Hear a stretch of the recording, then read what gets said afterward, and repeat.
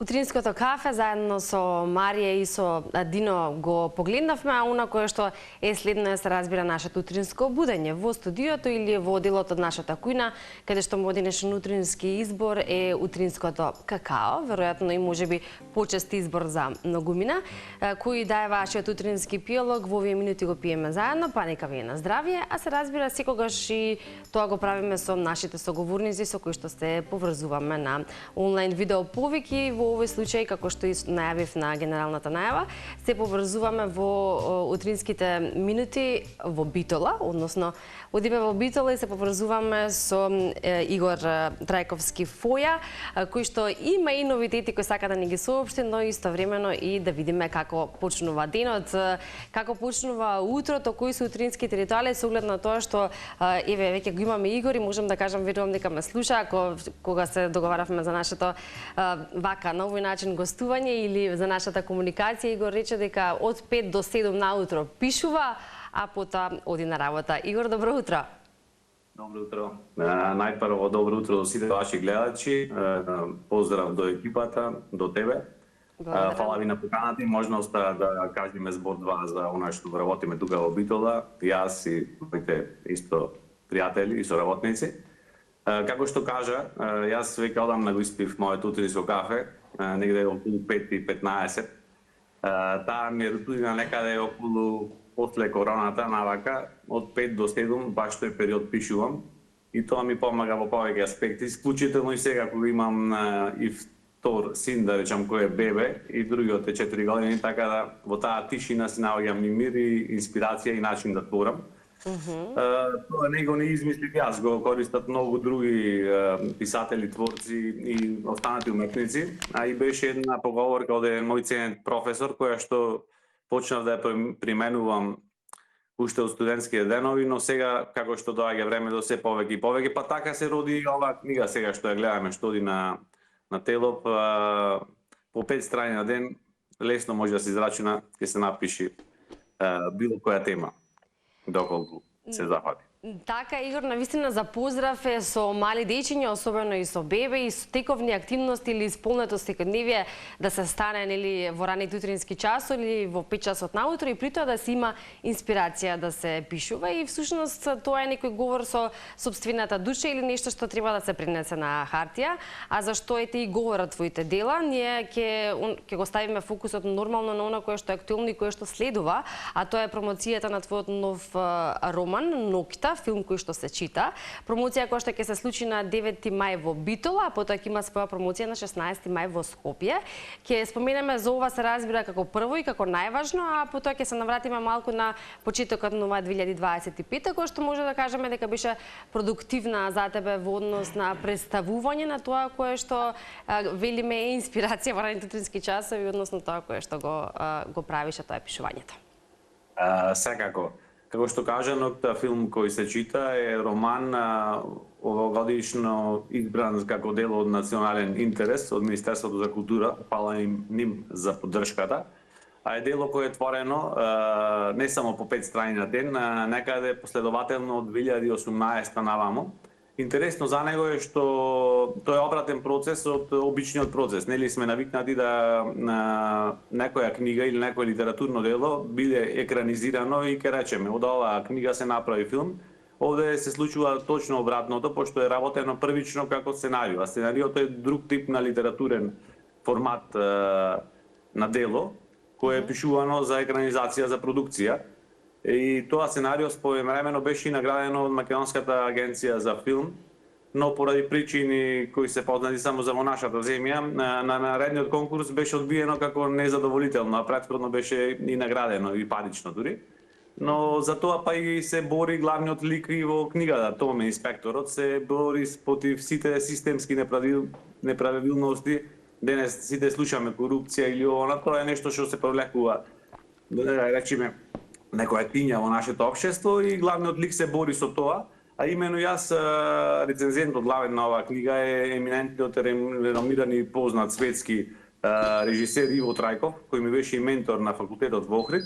Имено таму на постдипломските студии бе со индекс 001, Тоа беше многу убав проект кој исто поради такви слични причини на наша држава тој прекина чудно во 2017.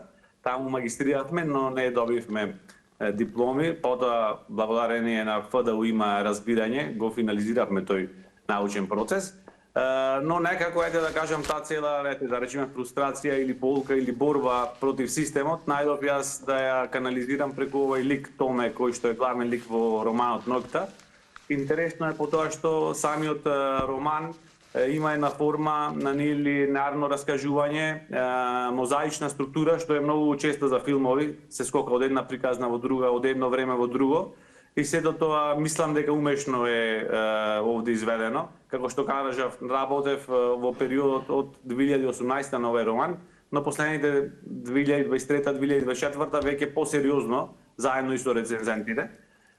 И стигнав, мислам, до ова дело, 360 страни роман, некој, да го наречеме, детективски роман со социјална содржина, криминалистичка. Секој што е заинтересиран може да го види, да го прочита, да го земи од библиотеките, ќе биде дел, пошто е дел од национален интерес, а на 9, како што кажавме во Битола, во Национална установа универзитетска библиотека Климент Охридски, во 18 часот, на 16 мај во 18 исто часот во кафе Книжара Буква, позади Дом на Арома во Скопје. И ќе кажам еден ексклузивитет, сега викендот, сабота и неделя, тоа е 10 и 11 мај, ќе биде присутна Ноќта со штанд и авторот на Ноќта, тоа сум јас, на Скопскиот сајм на книгата, кој е едно место каде се слави пишањето збор. И фала му и на сајмот во крајен момент, поради, како што кажавте, со децата и обврските, јас случајно на вести пред неколку дена видов дека има сајм, па ми излегува пресрет и можам да се заблагодарам и до нив што ми даде простор Ноќта да биде дел и од овој сајм на книгата. Одлично, значи кога се сака може да се постигне се и тоа е очигледно, имаме многу такви примери меѓу кои што си и ти, Игор. Унакој што исто е добро да го споменеме покрај промоциите и унакој што следува, рековме 9 мај Битола и 16 мај Скопје и присуството на сајмот за книга. Ќе се вратиме малку наназад, поточно ќе се вратиме во месец март, на 27 март, односно на Светскиот ден на театарот, беа промовирани две твои драми, тоа се Земја на отпад и Излез.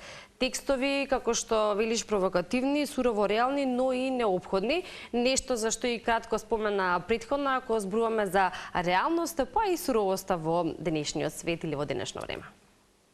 Да, фала. Тие дела се створени уште од 2023 година. Сега текстот што ти го пратив, тоа беше план од 27 март, но се поместува на 15 март, четврток ќе биде, заради некои промоции и премиери во самиот театар, установата и зафатеноста на промотерите. Али тоа е по повод денот, така сепак. Да, по повод денот беше идејата, тоа тука дојде идејата со Васко Марковски директорот, фала му него. Овие книги се плод исто пак ќе кажем на ова едно интересно патешествие. Значи прво што спомнав на факултетот кој се запишав да завршиме и мораше на ФДУ да довршиме. Сепак во секоја темна страна има и светлина. Речеме иако се измачивме, речеме дека повторно одевме низ образовен процес, јас точно тука на ФДУ започна да се интересирам за драмата, театарската драма, поточно. Претходно бев стриктно на филм заинтересиран и занајдот за филм ме интересираше. Тука бев, можам да речем, испровоциран од дел од професорите. И така се роди овие две драми, како мој крик, да речам, кон што јас би сакал да гледам на театар или што јас гледам во театарот. Супер е што во Битола сега во театарот го пронајдоа тоа дека може да се направи и промоција на книги, нешто не секојдневно, нели, на театар обично ние гледаме театарски представи и така натаму, но супер што излегуваат во пресет, сега на 15 ќе биде таа промоција во театарот во Битола. Тие се, едната е, да речам, љубовна мелодрама во која главниот лик во една безизлезна ситуација наоѓа светло на крајот од тунелот и наместо лош исход по неговиот живот се раѓа некоја љубов. А Земја на отпад е инспирација од светот. Гледаме дека со отпадите и со тие нееколошки ситуации цел свет војува. Земји членски на Европската унија имаат проблеми, нели мафијата сега се занимава со отпад. А не па ние како мала држава и мали општини така натаму, значи приказки што биле актуелни, се актуелни. Јас сум ја пишал во 2023, па сега се сретнува со некои актуелности кај нас, нели имаме отпади и така натаму. Пошто јас тоа е најмногу што знам, да пишам и така можам да се изразувам, па така сум изразил се до тоа што рефлектирало кон мене и во мене. Така, обично велиме мотивацијата и инспирацијата кај многумина, оние кои што пишуваат, односно знаат тоа да го пренесат на лист хартија, а сето тоа да биде впечатливо и привлечно за читателската публика, особено можеби се инспирираат од убавите или да речеме позитивните нешта. Многу според мене е потешко или покомплексно да се најде инспирација па и мотивација кога зборуваме за ете различни предизвици со кои што се соочува општеството. Ако споменеме за она кое што претходно го спомена, а е дел од содржината, поточно она кое го содржи романот Нокита, филм кој што се чита, ако зборуваме за нели оние проблеми со кои што и индивидуата се соочува и се рефлектира различно кај секој од нас, веројатно за тебе тоа е доволна инспирација и мотивација да ете се создаде еден ваков роман. Па се ова како го Строчи го кажа, можам да те надополнам дека ние секојдневно се бориме. Секој нов ден е предизвик. Ова што денес се пробудивме ние, фала му на Бога и фала му на енергиите. Ние секој ден го земаме тоа за здраво, за готово, но секој ден е нова борба. Како што кажавме, имаме предизвици во денот, во годината, во месецот, во околината каде што работиме, во околината каде што делуваме. Тоа дека се инспирациите и темите поврзани со, ајде да ги речеме, помрачни ситуации, полоши, со еден така едноставен збор, не значи па дека не треба тука да престане борбата и не треба да се гледа светлина. Во сите дела главната тематика и борбата е против некои непобедливи сили и системи, но еве главните ликови и успеваат некако, како што гледате на самата корица, да најдат некоја светлина. И јас сметам дека не смееме да сме слепи, посебно не ние уметниците, за се она што се случува околу нас. Мора да го кажеме нашето мислење, нашиот начин е за подобрување. Тоа не значи секогаш само општествена критика, некогаш можеби ќе биде и само критика, не значи само општествено подобрување, некогаш ќе биде и себе подобрување. Секогаш е нешто измеѓу. И затоа е тука главната борба и во сите овие дела, меѓу сите овие ликови. А како што кажа Пролет, па неколку книги излегуваат, а тие се некој процес од последните 3-4 години. Решив оваа година да ги финализирам, пошто некои од нив беа, ете поезијата што гледаме, наградена во Рим лани, па двојазично излезе и таа во библиотеката во Битола. Така да сите тие и песните во самата поезија, можеби ќе ме прашуваше, може да претекнувам, се извинувам. Песните во самата поезија се, да речем, не со толку ведар тон, но пак се борат против некои ситуации и на крајот покажуваат на некои аномалии кои се во нашето општество. Кога велам во нашето општество, пак мислам на глобален аспект, пошто ние како индивидуи сите сме поврзани, дали тука или Кина или Индија или Америка. Секојдневно тоа влија и на нас, и преку информација, и преку делување. Светот е многу отворен денеска. Една од книгите така ја напише 2019 бев во Кина, па направив слики и спомени од книга. Пошто таму во Кина, па кога одев во книжарите, сега се надофрлам на друга тема, шетав многу интересни ми беа, но да речам, не можеш да разбереш ништо, а имаше одреден дел на Pictures and Memories, слики и спомени, каде што најчесто имаше 90% фотографии и некои поезии, мисли, често и преведени на англиски и најчесто заглавува во тие книги, па таква книга и тогаш извадов. Ете таа ќе речеме со поведар тон. Убаво го Стручи и го поврзува Игор, нешто што веројатно вешто може да го направи сам еден автор кој што има одлична инспирација и верувам дека она кој што го содржа твоите дела како порака ќе стигне кај секој читател и веројатно индивидуално ќе го разбуди во нас на кое што и секој секој во нас го има и го изразува на различен начин или преку различни аспекти во својот живот. Ќе го заокружиме ова наше утринско вклучување или утринско будење, нашата рубрика, со уште една покана до сите оние кои што сакаат да бидат дел од промоцијата. Рековме на 9 мај во Битола, на 16 мај во Скопје, а исто така и на сајмот на книгата. Ќе ти посакам успех и уште многу инспирација и креативност во пишувањето и верувам дека во следна прилика ќе имаме можност да се видиме и во нашето студио. И за крај само би те прашала како е утрово во Битола, дали е ведро како што е во Скопје и што по утрото, односно како понатаму продолжува денот за тебе и за сите останати обврски кои што ги имаш. Супер, сончево е, гледам наздират некои сончеви зраци, мирно е, најдува ветер, нема дожд, значи ќе имаме убав ден. Прилично пролетен на почеток, после може би и летен. Да. Сега понатаму го носам мојот поголем син во градинка. Се надевам дека помалиот ќе го видам за едно добро утро. Сопругата ќе ја поздравам, ќе продолжам со работните обврски.